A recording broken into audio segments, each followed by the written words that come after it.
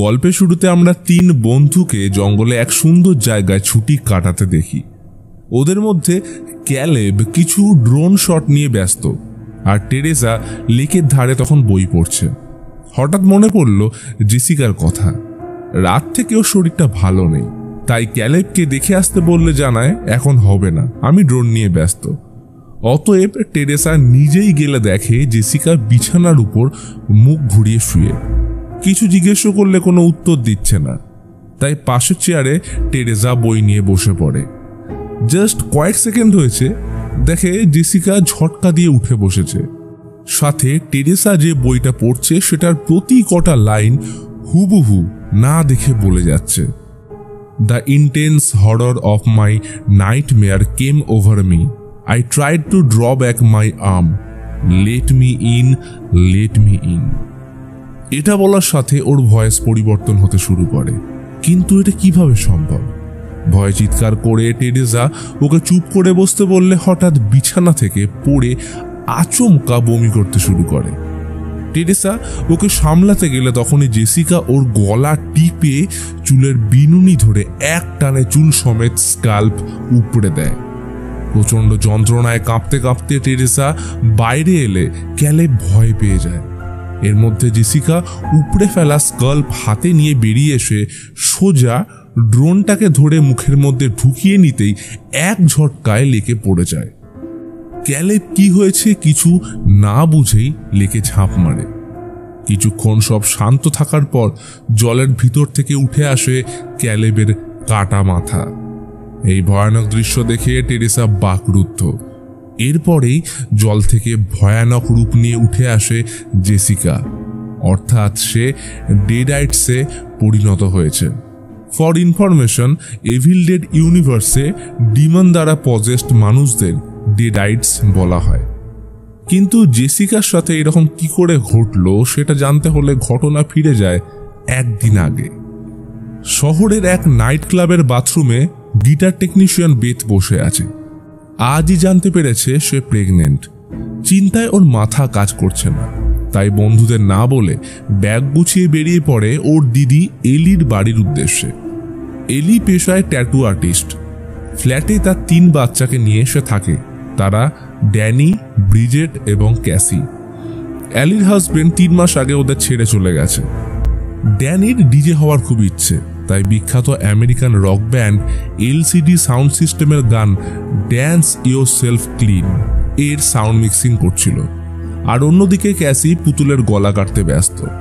এলি ওর কাঁচি খুঁজে না পেলে ক্যাসি সেটাকে টেবিলের তলায় লুকিয়ে দেয়। তখনই কলিং বেল বেজে উঠলে ব্রিজেট দরজা খুলে দেখে পাশের অ্যাপার্টমেন্ট থেকে 2 বন্ধু তাকে আজ রাতে ফ্রেডির সিনেমা দেখার জন্য জয়েন করতে বলছে, যেটা ডাইরেক্ট রেফারেন্স ছিল ফ্রাইডে দ্য 13th মুভির। কিন্তু ওরা আজ সিনেমা দেখার মুড নেই। তো ওরা চলে যাওয়ার পর বোনকে নিয়ে দুষ্টুমি করার সময় কলিং বেল আরও একবার বেজে ওঠে। রুমে উচ্চস্বরে গান চলার জন্য ওরা আওয়াজটা শুনতে পায় না। তো এলি নিচে চেক করলে দেখে তার বোন বেথ এসছে। অনেকদিন পর। কি ব্যাপার? মাঝে তো কোনো পাত্তাই ছিল না। এবার এই বিষয়ে ডিসকাস করার আগে এলি ওদের 3 জনকে পিৎজা আনতে পাঠিয়ে দেয়।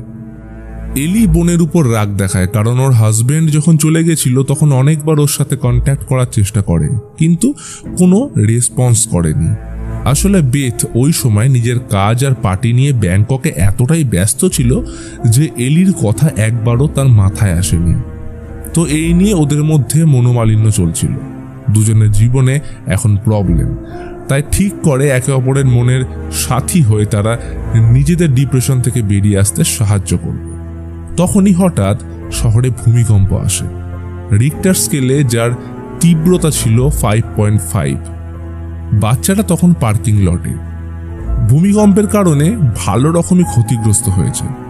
এর মধ্যে পার্কিং লটের মেঝে ফেটে যাওয়া একটা গর্ত দেখতে পায়।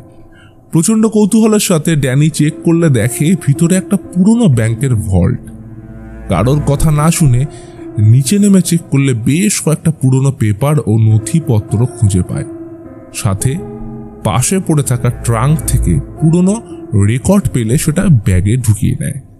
তখনই হঠাৎ একটা আওয়াজ শুনতে পেয়ে পাশের ফাঁকা জায়গাটায় প্রবেশ করলে দেখে সেখানে চারিদিকে জেসাস ক্রস ঝুলছে, আর নিচে একটা সিমেন্টের বক্স মতো বানিয়ে রাখা, যেটা ভূমিকম্পের কারণে একটা সাইড ভেঙে গেছে। ড্যানি টর্চ মারলে দেখে কাপড়ে জড়ানো কিছু একটা রাখা। কৌতূহলের সাথে সেটা বের করে কাপড়টা সরাতে একগুচ্ছ পোকা উড়ে যায়। পুরনো চামড়ার মলার দেওয়া একটা বই, আর সাইডে নখের মতো কিছু একটা দিয়ে সেটা বন্ধ রয়েছে। সে ওটাকে ব্যাগে পুড়ে নেয়। এদিকে এলি আর বেথ চিন্তায় রয়েছে যে বাচ্চারা কেন এখনো এলো না, তার উপর ফোনের নেটওয়ার্ক কাজ করছে না। পাশের ফ্ল্যাটের দুজন গ্যাব্রিয়েল আর মিস্টার ফন্ডা সাহায্যের জন্য এগিয়ে আসলে তখনই লিফট খুলে বাচ্চারা প্রবেশ করে। যাক, বাচ্চারা সুস্থভাবে ফিরে এসছে, কিন্তু এদের মাথায় তখন অন্য কিছু ঘুরছে। রুমে ঢুকে ড্যানি ব্রিজেটকে বইটা দেখিয়ে বলে, মনে হচ্ছে এটা অনেক পুরনো, মা বিক্রি করে ভালোই অ্যামাউন্ট পাবে। এই বলে ড্যানি তড়িঘড়ি করে বইটা খোলার চেষ্টা করলে ওই নখের জায়গাটায় লেগে রক্তের কয়েক ফোঁটা বইটার উপর পড়তেই নখগুলো ওপেন হয়ে বইটা আনলক হয়, যেটা এভিল ডেড সিরিজের সবকটা বইয়ের কমন জিনিস। এবার যারা জানো না তাদের বলি, এই বইগুলোকে দ্য বুক অফ ডেড অথবা দ্য নেক্রোনমিকন বলা হয়, কিন্তু এই বইটা আগের দুটো বইয়ের থেকে আলাদা। তো বই ওপেন করতেই বিভিন্ন ভয়ানক ছবি, অলৌকিক রিচুয়ালস সহ কোনো এক অজানা ভাষায় বেশ কিছু জিনিস লেখা ছিল। বইয়ের প্রতিটা পাতা উল্টানোর সাথে উন্মোচিত হচ্ছিল নেগেটিভ এনার্জি, যেটা ব্রিজেটকে কোনো এক অশনি সংকেতের জানান দেয়। তাই সে এখনই বইটা ফেলে দিয়ে আসতে বললে ড্যানি মনে করিয়ে দেয় আজ রাতে মা কোথাও বেরোতে দেবে না, তাই বই ফেলার জন্য কাল সকাল অবধি ওয়েট করতে হবে। এদিকে ক্যাসি তখন আন্টি বেথের সাথে গল্প করে আলাপচারিতা সেরে নিচ্ছিল, এতে দুজনের মধ্যেকার বন্ডিং ভালো হবে। কিন্তু অন্যদিকে ব্রিজেট চলে যাওয়ার পর ড্যানি বই খুলে ওর সাথে নিয়ে আসা রেকর্ডারগুলো প্লে করে। এগুলো যেন তাকে মন্ত্রমুগ্ধ করে ফেলেছে। প্যাকেট থেকে বের করে প্রথম রেকর্ডটা প্লে করলে শোনে এটা 13ই নভেম্বর 1923 সালের সেন্ট প্যাট্রিক ক্যাথিড্রাল চার্চে ফাদার মার্কাস ও ফাদার ক্যানন ডেমিয়েন এই বইটার ব্যাপারে উপস্থিত সবাইকে বলছে। এই অজানা ভাষার তৃতীয় বই তাদের ওভারসিজ মিশনারিরা খুঁজে পেয়েছে, যার নাম ন্যাটিউরাম ডিমন্টো। বলে রাখি, এর দুটো বই আগে এভিল ডেডের ফার্স্ট পার্ট এবং এভিল ডেড 2013 পার্টে দেখানো হয়েছে, যেগুলো সম্পূর্ণ আলাদা। এই বইয়ের মলাট তৈরি মানুষের মাংস দিয়ে এবং এর ভিতরে লেখার জন্য ব্যবহার করা হয়েছে মানুষেরই রক্ত। ফাদার চার্চের কাছে পারমিশন চাইছে এই বইটা অনুবাদ করতে, কিন্তু চার্চ এর বিরোধিতা করলে সেখানে উপস্থিত একজন চিৎকার করে বলে, খবরদার এই কাজটা করবেন না। যেটা ছিল এভিল ডেড ইউনিভার্সের মেইন লিড ক্যারেক্টার অ্যাসের কণ্ঠস্বর, যাকে আমরা এই সিরিজের শুরু 3টে পার্টেই দেখেছি। এরপর রেকর্ড শেষ হয়ে গেলে ড্যানি দ্বিতীয় রেকর্ড প্লে করলে শুরু হয় আসল ঘটনা। চার্চ অনুমতি না দেওয়া সত্ত্বেও ফাদার ডেমিয়েন এবং তার সহকারী ফাদার হিউগো লুকিয়ে বইটা অনুবাদ করতে শুরু করে। তাদের মতে এই বইতে বেশ কিছু এনশিয়েন্ট রিচুয়ালস এবং ইনক্যান্টেশনস লেখা রয়েছে, যেটা সুপারন্যাচুরাল বা নেগেটিভ শক্তিকে জাগ্রত করতে সক্ষম। ফাদার এই বইয়ের রিজারেকশন মন্ত্রগুলো পড়তে শুরু করলে সেই অপার্থিব শক্তি জেগে ওঠে। চারিদিকে এক অপার্থিব পরিবেশের সৃষ্টি হয়, সাথে ক্রমাগত উল্টে যাচ্ছিল বইয়ের পাতা, এবং আমরা দেখি কিছু একটা অদৃশ্য জিনিস দ্রুত গতিতে ধেয়ে চলে এলির দিকে। তখন সে লিফটের নিচে এসেছিল একটা কাজের জন্য, আর তখনই ঘটতে থাকে একের পর এক অবাস্তব জিনিস। তার কানের দুলগুলো কেউ ছিঁড়ে নেয়, একটা সজোরে থাপ্পড় এসে পড়ে গালে, আর এভিল ডেডের ট্রেডমার্ক স্টাইলে ফ্ল্যাটের ইলেকট্রিক তারগুলো বেরিয়ে এসে এলিকে তুলে ধরলে পজেসড হয়ে যায়। আর ওদিকে ড্যানি বইটা বন্ধ করতেই পুরো অ্যাপার্টমেন্টের কারেন্ট চলে যায়। সবাই তখন এলিকে খুঁজছে। হঠাৎ লিফট ওপেন হয়, দেখে সামনে এলি দাঁড়িয়ে। সে কেমন যেন একটা এঁকে বেঁকে চলেছে। ব্রিজেটের ডাকে কোনো পাত্তা না দিয়ে চুপচাপ ঢুকে গ্যাস অন করে খোলা সমেত ডিম ভাজতে শুরু করে। কি হলো, সে এমন করছে কেন? বাকিরা সবাই পিছন থেকে এক পলকে তাকে দেখছে। বেথ জিজ্ঞেস করল, এই কি হয়েছে? উত্তর আসে, আমি একটা সুন্দর স্বপ্ন দেখেছি, যেখানে আমরা সবাই বিশাল জঙ্গলের মাঝে বসে, শুদ্ধ বাতাস বইছে, সাথে পাখিদের কলতান, আর আমি তোমাদের বডির মধ্যে ঢুকে প্রত্যেককে মাঝখান থেকে চিড়ে ফেলছি। এই বলে পাগলের মতো হাসতে শুরু করে। হাত থেকে প্লেটটা পড়ে গেলে জাস্ট একটাই কথা, ওটা আমার মধ্যে ঢুকে গেছে। সবাই ভয় পিছিয়ে যায়। রান্নাঘর থেকে বারান্দায় এসে এলি প্রচুর বমি করে উল্টে পড়ে যায়। অর্থাৎ এলি ডেডাইটসে ট্রান্সফর্ম হচ্ছে, যেটা আমরা জেসিকার ক্ষেত্রেও দেখলাম। বেথ আর ড্যানি তাকে নিয়ে লিফটে নামতে গেলে দেখে যান্ত্রিক গোলযোগ দেখা দিয়েছে, আর ওদিকে ভূমিকম্পের কারণে সিঁড়ি ভেঙে পড়ে রয়েছে। এইবার কি হবে? বেথ চেক করলে দেখে এলি মারা গেছে। তারা বুঝতেই পারছে না 1 মিনিট আগে যে মানুষটা একদম সুস্থ স্বাভাবিক ছিল, তার হঠাৎ কি এমন হলো। কোনো রকমে বিছানায় শুইয়ে এলির খোলা চোখ দুটো বন্ধ করতে গেলে কিছুতেই সেটা বন্ধ হচ্ছিল না। গ্যাব্রিয়েল এলির জন্য ঈশ্বরের কাছে তাই প্রার্থনা করে। এবার এখান থেকে বেরোতে গেলে তাদের এমার্জেন্সি ফায়ার এক্সিট ব্যবহার করতে হবে, কিন্তু সেটা লক। গ্যাব্রিয়েল ওটা খোলার চেষ্টা করলে কিছুতেই খুলছিল না। তখনই ফন্ডা সাজেশন দেয় যে আমার শটগানটা নিয়ে আসি, ওটা দিয়ে সুবিধা হবে খোলার। অন্যদিকে এলির মৃতদেহর পাশে বেথ বসেছিল। সে আফসোস করছে এলির যখন দরকার ছিল তখন তার পাশে থাকতে পারেনি। আর তখনই এলির ফোনে একটা রেকর্ড বেজে ওঠে, যেখানে সে বলছে, আমায় বাঁচাও, আমি ভিতরে আগুনে পুড়ছি। কথাটা শেষ হতেই ফোনের স্ক্রিনটা ভেঙে যায়। বেথ বুঝে পায় না এটা কি হলো। কি মনে করে এলির দিকে তাকালেই দেখে ওর চোখে একটা মাছি বসে। তখনই এলি চোখের পলক ফেলে বেথের দিকে তাকিয়ে উঠে বসে। সবাই এলিকে ধরে বাথটাবে জলে ডুবোতেই ওর চোখ দুটো উল্টে যায় আর ভয়ানকভাবে ছটফট করতে শুরু করে। ব্রিজের ছুটে বড় বানতে যেতেই জল থেকে এক ছটকায় উপরে উঠে ঝুলে পড়ে এলি। তার ভিতরকার নেগেটিভ শক্তি জেগে উঠেছে, অর্থাৎ একটু একটু করে সে সম্পূর্ণ ডেডাইটসে পরিণত হচ্ছে। এরপর একের পর এক ঘটতে থাকে ভয়ানক ঘটনা। সে ভীষণ জোর চিৎকার করে আশেপাশের কাঁচ ফাটিয়ে দেয়, এমনকি জল গরম হয়ে ফুটতেও শুরু করে। এরপর হঠাৎ থেমে গিয়ে জলের মধ্যে পড়ে যায়। সবাই এই আকস্মিক ঘটনায় থরথর করে কাঁপছে। তখন সমস্ত নিরাপত্তাকে উপেক্ষা করে এলি বাথটবের ভিতর থেকে মাথা বাড়িয়ে তাদের দিকে হেসে ব্রিজেটকে উদ্দেশ্য করে বলে, তোমাদের মা এখন পোকাদের সাথে আছে।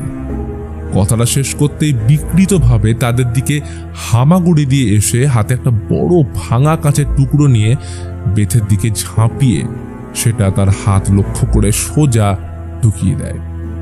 ব্যথায় চেঁচিয়ে ওঠে বেথ। এইরকম অবস্থায় পিছন থেকে ব্রিজেট জোরে চেঁচিয়ে মাকে থামতে বলে, কিন্তু এলি তার এখন কাউকে মনে নেই। কথাটা শেষ করেই তার উপর ঝাঁপিয়ে পাশে পড়ে থাকা ট্যাটু মেশিনটা তুলে ওটায় নিজের রক্ত লাগিয়ে ঠিক ব্রিজেটের চোখের পাশে ঢুকিয়ে দেয়। ইতিমধ্যে ওদের চিৎকার শুনে গ্যাব্রিয়েল পিছন থেকে ঘরে ঢুকতেই এলি বিদ্যুতের গতিতে ওর উপর ঝাঁপিয়ে ওর চোখটা উপড়ে ছুঁড়ে দেয় জেক নামের পাশের ফ্ল্যাটের ছেলেটার মুখে। ফলে দম আটকে সেও গ্যাব্রিয়েলের সাথে মারা যায়। বাইরে যখন এই ভয়ানক ঘটনা ঘটছে তখনই সুযোগ বুঝে বেথ দরজা লাগিয়ে দেয়। এলি ভিতরে ঢোকার জন্য তখন দরজায় মাথা ঠুকছে। বেথ বাচ্চাদের সাহায্য নিয়ে দরজা আটকে ওটার সামনে ভারী জিনিস রেখে আটকে দেয় এবং বাইরেটা দেখার চেষ্টা করে যে কি হচ্ছে। দেখে যে এলি সবাইকে নৃশংসভাবে খুন করল, আর এখন সে ওদের মারবে। এই ভয়ানক পরিস্থিতি দেখে বেথ উল্টো দিকে জানলা খুলে উপর থেকে রাস্তার লোক ডাকার চেষ্টা করলে এত নিচ অব্দি আওয়াজ পৌঁছায় না। তার উপর অঝরে বৃষ্টি হচ্ছিল। তাহলে এখন উপায়? ইতিমধ্যে ড্যানি এবং ব্রিজেটের মধ্যে ঝগড়া লেগে যায়, কারণ তার মনে হচ্ছিল মাকে ওই বইতে আঁকা কারোর একটা মতো দেখতে লাগছে, কিন্তু ড্যানি মানতে রাজি নয়। ব্রিজেট সমস্ত ঘটনার দোষ তার উপরেই দেয়। তাদের এই রকম করতে দেখে বেথ থামালে ড্যানি বলে, আমার মনে হয় তোমায় কিছু একটা দেখানো উচিত। সে বেথকে রুমে এনে ন্যাটিউরাম ডিমন্টো বইটা দেখায়। ইতিমধ্যে ব্রিজেট কিছু একটা ভেবে সোজা রান্নাঘরে আসলে আয়নায় দেখে এলি যেখানটায় ট্যাটু মেশিন ঢুকিয়েছিল ওখানটা বিষিয়ে গেছে। এদিকে ক্যাসি শুনতে পায় বাইরে ওর মা পছন্দের গান গাইছে। ওইটুকু মেয়ে মায়ের সাথে কি হয়েছে দেখার জন্য দরজায় চোখ রাখে। এইদিকে একসাথে দুটো ঘটনা ঘটছে। ব্রিজেট কেমন যেন এক অপার্থিব আওয়াজ চারিদিক থেকে শুনতে পাচ্ছে, আর পাশের ঘরে উল্টে চলেছে ন্যাটিউরাম ডিমন্টোর অভিশপ্ত পাতা। ব্রিজেটের নাক, মুখ, চোখ দিয়ে বেরিয়ে আসে কালো রক্ত, যেন সেটা বিষিয়ে গেছে। মনে হচ্ছে গলায় কিছু যেন আটকে। জল খেয়ে নামানোর ট্রাই করলে কিছুই কাজে লাগছিল না। তখনই কাশির সাথে বেরিয়ে আসে এক গুচ্ছ পোকা। এদিকে ক্যাসি দরজার এপার থেকে জিজ্ঞেস করে, মা তোমার কি হয়েছে, এমন কেন করছো? এটা শুনে এলি দরজার দিকে এগিয়ে বলে, কিছুই না, এই তো আমি, বাবা সবাই এখানেই আছি, তুমিও চলে এসো, আমরা একসাথে থাকবো। কিন্তু মা তোমায় তো সুস্থ লাগছে না। এলি হেসে বলে, কিন্তু তোমার একটা বড় করে হাগ আর কিস সব কিছু ঠিক করতে পারে। এই কথাটায় কনভিন্স হয়ে বেচারা ক্যাসি দরজার লক খুলতেই এলি ওর গলা টিপে ধরে। প্রচণ্ড জোর ঠেলে ভিতরে আসতে চাইলে ড্যানি আর বেথ তাকে বাঁচিয়ে দরজা বন্ধ করে দেয়। এর মধ্যে কারোর ব্রিজেটের কথা মনেই ছিল না। কিছু একটা আওয়াজ শুনে রান্নাঘরে আসলো, দেখে সে কাঁচের গ্লাস চিবিয়ে খাচ্ছে। ভাঙা কাঁচের টুকরোগুলো কণ্ঠনালী হয়ে নামতে দেখা যায়, অর্থাৎ ব্রিজেট ডেডাইটসে পরিণত হচ্ছে। তখনই ও বেথের উপর ঝাঁপিয়ে শ্রেডার দিয়ে পায়ের চামড়া উপড়ে দেয়। প্রচণ্ড যন্ত্রণায় ছটফট করতে করতে নিজেকে বাঁচানোর জন্য পাশে পড়ে থাকা প্রেসার কুকার দিয়ে ব্রিজেটকে মারলে সে অজ্ঞান হয়ে যায়। কিন্তু ডেডাইটসদের মারা কি এত সহজ? আর সেটাই হতে আমরা দেখি, কারণ পরক্ষণে ব্রিজেট উঠে ড্যানিকে তাড়া করে। এরই সাথে বাইরে থাকা এলি পাগলের মতো চিৎকার করতে শুরু করে। ড্যানি ছুটে নিজের ঘরে ঢুকে পড়লে ব্রিজেটের নজর যায় ক্যাসির দিকে। তাকে মারতে আসলে নিজেকে বাঁচানোর জন্য ক্যাসি পুতুলের মাথা লাগানো লাঠিটা ওর দিকে ঘুরিয়ে দিলে সেটা ওর মুখের ভিতর দিয়ে ঢুকে মাথার পিছন দিয়ে বেরিয়ে যায়। ওইটুকু ছোট্ট বাচ্চা মেয়ে চোখের সামনে ভয়াবহ ঘটনা দেখে স্তম্ভিত হয়ে পড়ে। ব্রিজেট মুখের ভিতর থেকে লাঠিটা বের করে সেখানেই পড়ে যায়। যাই হোক, কিছু তো লাভদায়ক হলো। ক্যাসির এগুলো দুঃস্বপ্ন মনে হচ্ছিল। বেথ ওর মুখে লেগে থাকা রক্ত মুছে সান্ত্বনা দিয়ে বলে, আমি তোমাদের কথা দিলাম এই অ্যাপার্টমেন্ট থেকে তোমাদের বের করব। এদিকে ব্রিজেট যাতে ওর মায়ের মতো পরে অ্যাটাক না করে, তাই ড্যানি ওকে প্লাস্টিক দিয়ে মুড়ে বিছানার সাথে বেঁধে দেয়। এখন উপায়? বেথ মনে করে ন্যাটুরাম ডিমন্টো যদি এই সব কিছু শুরু করতে পারে তাহলে নিশ্চয়ই ওর মধ্যেই এটাকে শেষ বা বন্ধ করার উপায় লেখা আছে। তাই বেথ সমস্ত রিস্ক নিয়ে ড্যানির হাতে ছুরি ধরিয়ে বলে, আমার কিছু হলে এটা দিয়ে আমায় মেরে ফেলো, কারণ ওই রেকর্ড আমি হেডফোন লাগিয়ে এখন শুনবো। তো যেমন ভাবা তেমন কাজ। কোনো রকমে ব্যাটারি চালিয়ে রেকর্ড অন করে শুনতে থাকে ফাদার মার্কাসের কথা। ফাদার বলছিল এই বইটা নষ্ট করা সম্ভব নয়। তার দুজন সহকারী পর্যন্ত এর শিকার হয়েছিল। এই প্রাচীন ডিমন তার ভিকটিমকে ভিতর থেকে শেষ করে। আমরা এক্সরসিজমের সময় প্রেয়ার করতে শুরু করলে ডিমন সেটাকে উপহাস করার জন্য প্রেয়ার উল্টোভাবে পড়তে শুরু করে। আমার দুই সহকারীকে সব রকমভাবে আমি মারার চেষ্টা করেছিলাম। তাদের যখন আগুনে দিলাম তারা আগুনের উপর দাঁড়িয়ে অট্টহাসি করছিল। এরপর বইয়ের নিয়ম অনুযায়ী তাদের জীবন্ত মাটিতে পুঁতে দিই, কিন্তু এতেও কোনো ফল হয়নি। অবশেষে তাদের শরীরের প্রতিটা টুকরো করতে হয়েছিল। ছোট্ট ইনফরমেশন দিই, এর আগে যে দুটো বই পাওয়া গেছিল সেখানে ডেডাইটসদের মারার জন্য এই 3টে উপায় লেখা ছিল, কিন্তু এখানে আমরা দেখি ওই 3টের মধ্যে দুটো কোনো কাজেই লাগেনি। এদিকে এলি ঘরের ভিতর প্রবেশ করার একটা জায়গা খুঁজে পায়, যেটা ছিল ভেন্টিলেশনের ওই রাস্তা যা মিস্টার ফন্ডার বিড়াল ব্যবহার করত। ভেন্টিলেশনের রাস্তার আওয়াজ শুনে ড্যানি আর ক্যাসি পাশের রুমে চেক করতে আসলে তাদের অজান্তেই পিছু নেয় ব্রিজেট। তার মাথা থেকে পা অব্দি রক্তাক্ত চাদর ঝুলছে, যেটা তাকে আরো ভয়ানক করে তোলে। ব্রিজেট তাদের উপর অ্যাটাক করতে আসলে ড্যানির হাতে থাকা ছুরি ওর পেটে ঢুকিয়ে দেয়। ভেবেছিল এইখানেই হয়তো সব শেষ, কিন্তু ব্রিজেট তাকে এক ঝটকায় ঠেলে ছুরিটা বের করে ওর হাতে ফুটো করে ঢুকিয়ে রক্ত বমি শুরু করে। এরপর ছুরিটা ড্যানির বুকে ঢুকিয়ে দিলে সে পাশে পড়ে থাকা ফ্লেম থ্রোয়ার দিয়ে ব্রিজেটকে জ্বালিয়ে দেয়। তখনকার মতো কাবু হয়ে সে পড়ে গেলেও আমরা জানি এইভাবে ডেডাইটসদের মারা সম্ভব নয়। ইতিমধ্যে বেথের অজান্তে ভেন্টিলেশন চেম্বার দিয়ে এলি ওর রুমে প্রবেশ করে যায়। সে তখনও হেডফোনে ফাদারের কথা শুনছে। পরক্ষণেই সামনের কাঁচের জানলার প্রতিবিম্বতা দেখতে পায় ওর পিছনে এলি দাঁড়িয়ে। সে ভয় সরে গেলে একটা সেরা মোমেন্ট আমরা দেখি। এলি নিজের আঙুল রেকর্ডের উপর রাখতেই সেটা বাজতে শুরু করে এবং আওয়াজটা আসছিল ওর মুখ দিয়ে। বেথ প্রচন্ড ভয়ে স্ক্রুড্রাইভার ওর গলায় ঢুকিয়ে দিলে এলি বেথকে ছুঁড়ে বাইরে ফেলে দেয়। তখনই নজর পড়ে ড্যানির দিকে। সে মৃতপ্রায় অবস্থায় শুয়ে আছে, শুধু শেষ কথাটা বলে, আমায় ক্ষমা করে দিও ক্যাসি। কথাটা শেষ করতেই পিছন থেকে এক ঝটকায় বেথকে এলি টেনে নিয়ে গেলে ফিল করতে পারে বেথের পেটে দুটো বাচ্চা রয়েছে। এলি পেট ফুটো করে বাচ্চা দুটোকে বের করতে গেলে ক্যাসি টেবিলের তলায় যে কাঁচিটা লুকিয়ে রেখেছিল সেটা ছুঁড়ে দেয় ওর দিকে। বেথ একটুও দেরি না করে সেটা সোজা ঢুকিয়ে দেয় এলির নাকে। অ্যাটলিস্ট কিছুটা হলেও তাকে কাবু করা গেল। এই সুযোগ পালানোর। দরজা খুলে বাইরে আসলো, দেখে সবাই মৃত অবস্থায় পড়ে রয়েছে, কারোর দেহে প্রাণ নেই। লিফটের দরজা এখনো খুলছে আর বন্ধ হচ্ছে, তবে এমার্জেন্সি ফায়ার এক্সিটের দরজাটা খুলতে পারলে এখনো সুযোগ আছে পালানোর।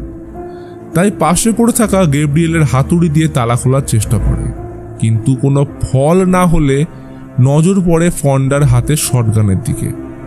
সেটাকে কোনো রকমে বের করে পাশে পড়ে থাকা ব্যারেলগুলো তুলে নেয়, কিন্তু এলি এতক্ষণে জীবিত হয়ে উঠেছে। নাক থেকে কাঁচিটা বের করে সোজা ছুটে যায় ওদের দিকে, আর তখনই আত্মরক্ষার তাগিদে শটগান চালালে সেটা গিয়ে লাগে এলির পায়ে। ওখানেই পড়ে যায় সে। কিন্তু এতেও কি আটকানো সম্ভব? এলি ক্যাসিকে কথার জালে ফাঁসানোর চেষ্টা করলে পাশে পড়ে থাকা ফন্ডা ডেডাইটসে পরিণত হয়ে বেথের পা ধরে। সে ভয় আরও একবার শুট করলে এলির একটা হাত উড়ে যায়। এরপর আর দেরি না করে বন্দুক নিয়ে ফন্ডার মাথা সে ফাটিয়ে দেয়। ইতিমধ্যে ক্যাসি চিৎকারে নজর পড়ে সামনের দরজায় এলির দিকে। ড্যানি আর ব্রিজেট এগিয়ে আসছে। ওরা এলির সামনে বসে কাঁদতে শুরু করলেও পরক্ষণে ওদের দিকে তাকে অট্ট হাসি দিয়ে উপহাস করতে থাকে। এলি বলে ওঠে, এভরিবডি হিয়ার ডাইজ বাই ডন। কথাটা শেষ করতেই সেখানে পড়ে থাকা প্রতিটা মৃতদেহ এই একই কথা রিপিট করতে শুরু করে, dead by dawn, dead by dawn. অবশেষে কোনো রকমে লিফটে ঢুকতেই কারেন্ট চলে আসে, কিন্তু লিফট নামার সময় সেখানে রক্ত ভরতে শুরু করে। আর তখনই ন্যাটুরাম ডিমন্টোর পাতা উল্টে যায় এবং আমরা দেখি এলির দেহ ড্যানি আর ব্রিজেট ছিঁড়ে ওর ভিতরে প্রবেশ করতে চাইছে।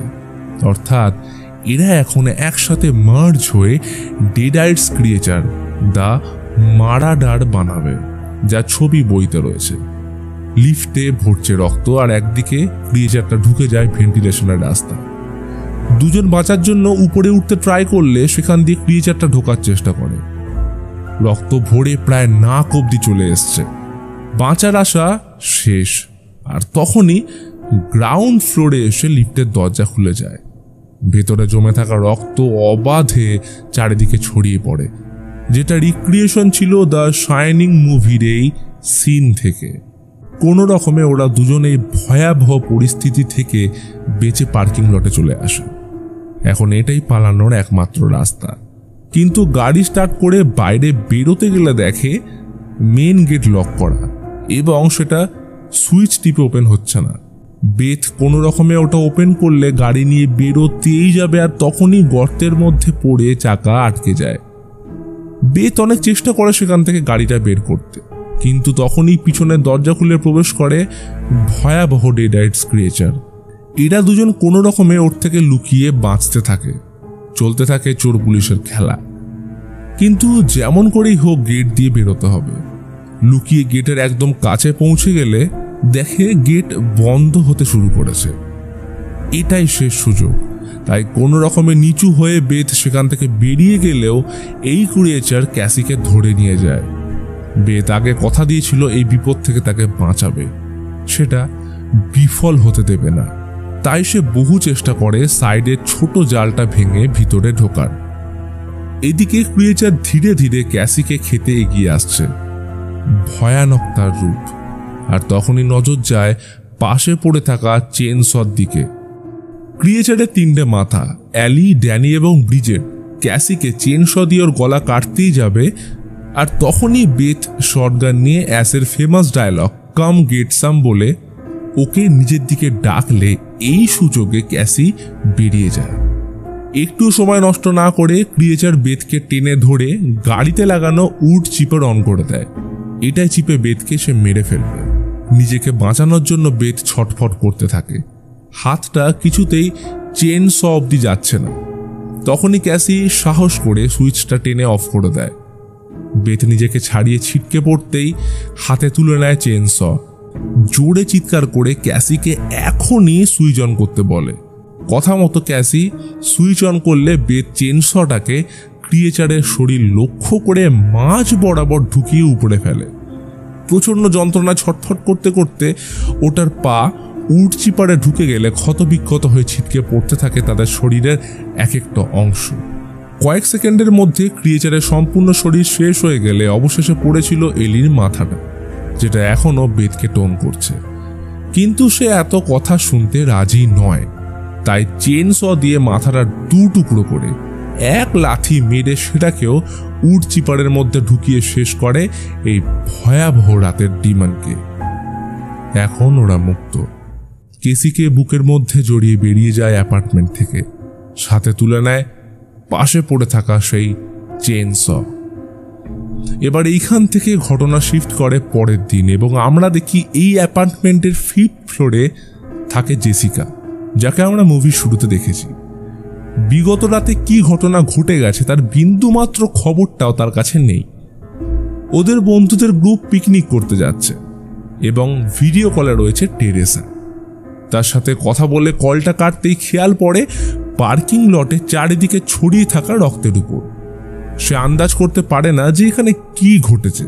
আর তখনই আমরা দেখি সেই এনসিয়েন্ট ডিমনকে ওর শরীরে প্রবেশ করতে। এবং এরপর কি হয়েছে সেটা আশা করি আমরা মুভির একদম শুরুতেই দেখেছি। আর এই ঘটনার সাথে মুভি এখানেই শেষ হয়।